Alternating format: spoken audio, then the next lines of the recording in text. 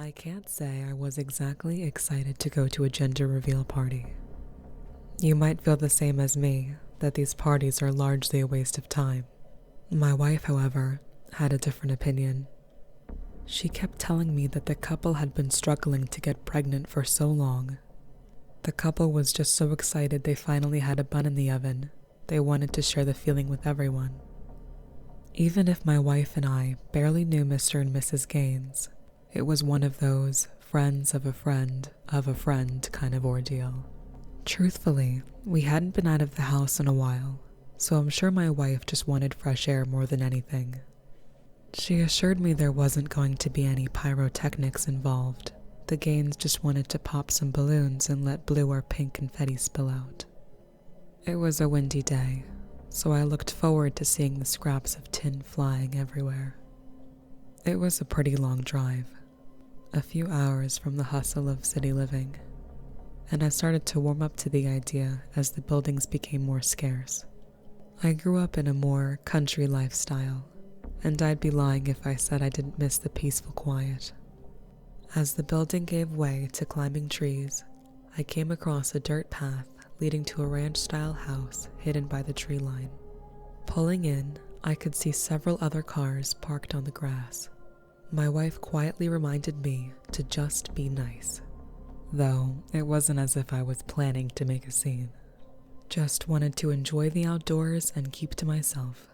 Parking the car, we both stepped out and felt the chill air puncture our lungs. I took a long drag of the air, feeling fresh and free of city life toxins. I could hear my wife laughing as she walked ahead. Following closely behind, I caught my first glimpse of the group gathered in the backyard as we rounded the side of the house. Everyone dressed in casual clothing, talking among themselves, sharing drinks and small treats. Then there was Mr. and Mrs. Gaines. They were standing as stiff as boards by a table, watching the others make pleasantries. They turned their gaze as soon as we came into view and gave us a nod. We nodded back, heading for the nearest person to ask where the drinks were coming from. I was gonna need it. Taking another look at the happy couple, I got a good look at the table they were standing by. On the table was a pyramid of dark balloons. My wife had said they planned to pop a balloon, but I didn't think they'd need so many. From what I could see, there were at least 24 balloons, all stacked neatly together. Maybe they had a board that they planned to press down on them or some way to pop them all at once. I hoped. As I stood around, taking small sips of light amber liquid, I listened to the conversations brewing around me. Everyone was talking about what a miracle it was that Gaines managed to get pregnant at all. People who must have been closer to them mentioning that they could recall their infertility being a strain on the marriage. Bubbly liquid pouring between my lips, I listened to all the gossip, sitting within whispers. I looked over to the couple, still standing by the table of balloons. I looked at Mrs. Gaines, standing there with her arms crossing in front of her stomach. I tried to remember how far along you needed to be before you could determine the gender. Her belly looked like it hadn't received so much as a slice of pizza. It was none of my business, though. I just wanted to see the balloons pop and get back in our car and leave. Time kept ticking on, and I felt my body starting to become warm. I always need to use the bathroom so often when I drink. Leaning over to my wife, who hadn't had a drop of alcohol, to tell her I was going to excuse myself to the bathroom. She rolled her eyes and demanded I not snoop around in the house and come right back out. Walking away, I pulled the sliding glass door and stepped inside the house.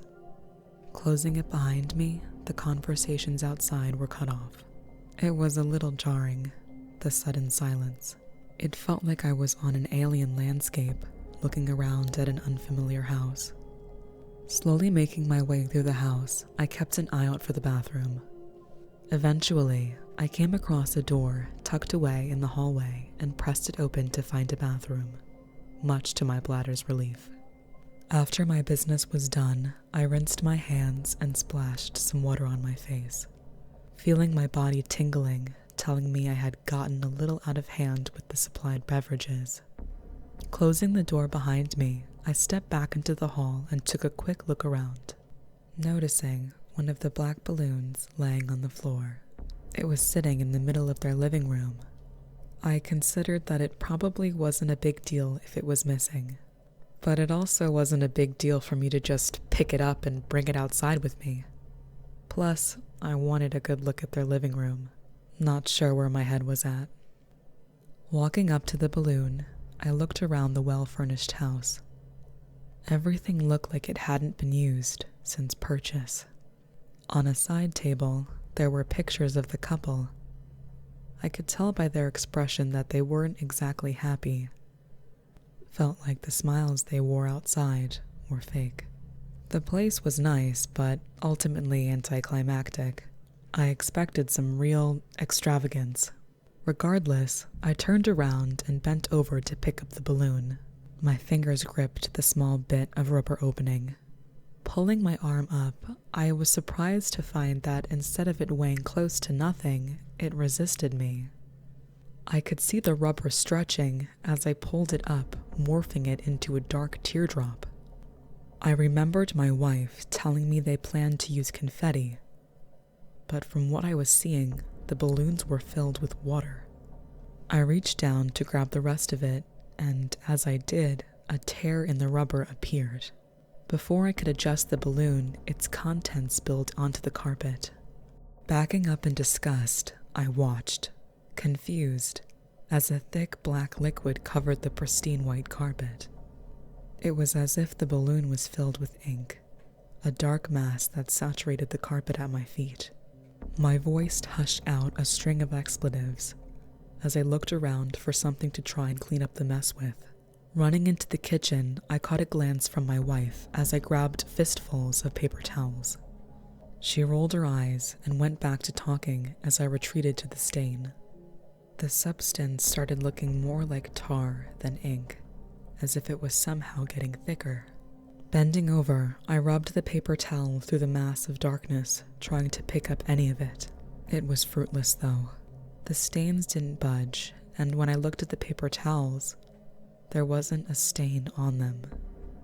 I tried and tried to scrub the mess, even returned to the bathroom to wet the towel. As I pushed my hand into the mass, I felt it sink. Felt like my hand went right through the floor. As it did, I could feel something, small and thin. Fingers grasped my fingers. Quickly I retreated, standing up and backing away from the stain. Watching it, I could see that the surface of the tar was starting to bubble. Those small, bone-like spikes were starting to protrude from within the inky mass. For a moment, I couldn't pull my eyes away, watching the fingers wiggling out. Several sets of them were trying to free themselves from the depths. Then, I heard clapping from behind me. A series of excited wooing and howling. People were excited to see the gender of their barren friend's baby. Before I turned away, I could see a small face peeking out from the ink. I could hear a chattering ring out from within the liquid as the head struggled to break through the surface. I knew all too well what was about to happen. Ignoring the creature emerging from the mess, I turned around and ran through the hall, suddenly feeling sobered up. As I reached the kitchen, I could see out the sliding door as the Gaines popped one balloon after another, spilling heaps of blank guck that ran off the table and pressed against the blades of grass. The wooing died down as murmurs of confusion took their place. More balloons spilled until most of them were popped. My wife turned to me, her bewildered expression shifted to horror, and she pointed her finger, demanding I turn around. Quickly, I shifted my glance and saw one of those things had escaped from the goo. Its body jerked around, getting antiquated with its new form. The small and low frame was barely more than a skeleton. Its body was the same color as the tar, the liquid still bubbling, giving the appearance of blisters. Its teeth shattered as it caught sight of me and started limping towards me. Screams of horror created a soundtrack behind me. A look over my shoulder revealed that those things were crawling out in a mass from the ink spilled outside. I looked around and spotted a wooden stick resting against the wall that must have been used to lock the sliding door. Grabbing it, I slid open the door behind me, trying to let my wife do it. As the thing got closer, I took a swing and landed the stick against its face. Bits of bone came off and tumbled onto the kitchen tiles. This spilled more tar that started bubbling, and more fingers reached out from the mass. Even the substance on the creature's face had spikes emerging from it, like the thing was self-replicating. I felt the presence of my wife behind me as I swung again, this time hitting its bonding and sending it shambling into the kitchen. My fingers trembled as I considered our option for escape. Agony ringing out behind us, it became clear. The only way out was through the house. The creatures weren't strong, but when I looked behind me to the outside, I could see everyone else scrambling as the creatures jumped on them. There were so many of them, slashing and tearing at legs to buckle the guests over. I saw someone laying on their back, and one of the creatures climbed up and spewed that dark substance into their mouth. Small streaks of blood decorated the sliding door as all those things ripped away at the partygoers. My wife had to shake me back to attention, calling for me to look at the area of tar I had created. 2 more of those things had managed to escape the pool of liquid. They stood in our way, right by the front door. We had no other choice but to go for it, to hope we could outmaneuver them. Whatever that goo was, they were coming through. It didn't matter how small the puddle was. It seemed as long as it was on the ground, they were able to climb up. We started running through the hall. I swung the wood and hit one of them as my wife got to the door. I could feel a line of heat appear on the back of my leg as the creature I hadn't hit managed to rip through the flesh. I nearly toppled over myself, but my wife managed to catch my fall and support me in getting through the door. One of them managed to leap onto my back, and the extra weight sent me to the floor, landing in the front yard. The thing swept over and over, tearing the fabric of my shirt apart and digging into my back. I felt saliva swelling in my mouth as the pain welled up, causing me to howl out. Gritting my teeth, I felt the weight suddenly disappear. My wife had grabbed the stick when I fell and used it to hit the thing off of me. As I rose, feeling the sting in my back, I pulled my shirt, letting the fabric tear until I was free of it. I fell to the ground, covered in that tar, and started bubbling. Feeling dizzy from the alcohol and blood loss, I held my wife's hand, and we managed to make it to the car. She quickly turned it on as we saw a group of those things climbing all around the yard, spreading that ink everywhere. So many cars were around us as we started pulling away, but we didn't see anyone else who made it out of the backyard, except for Mr. and Mrs. Gaines, standing by the table still, watching us as we pulled away, smiling, happy that they finally found their children, whatever it took to get them.